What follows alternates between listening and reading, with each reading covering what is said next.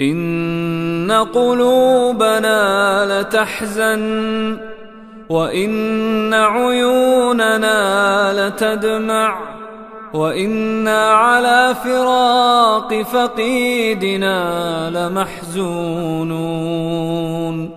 اللهم اغفر له وارحمه وعافه واعف عنه وأكرم نزله ووسع مدخله واغسله بالماء والثلج والبرد ونقه من الذنوب والخطايا كما ينقى الثوب الأبيض من الدنس.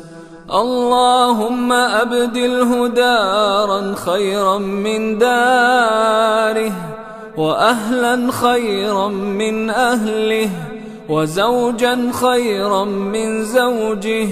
اللهم أدخله الجنة، اللهم أدخله الجنة وأعذه من عذاب القبر وعذاب النار.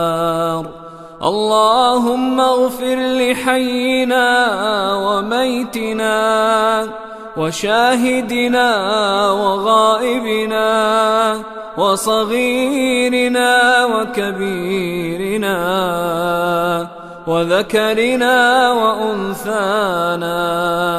اللهم من أحييته منا فأحيه على الإسلام، اللهم من أحييته منا فأحيه على الإسلام، ومن توفيته منا فتوفه على الإيمان. اللهم لا تحرمنا أجره، اللهم لا تحرمنا أجره ولا تضلنا بعده، ولا تضلنا بعده.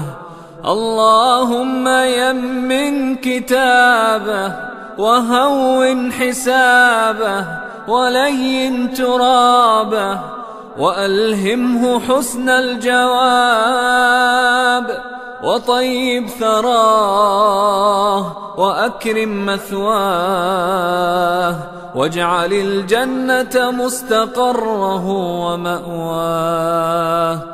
اللهم إنه في ذمتك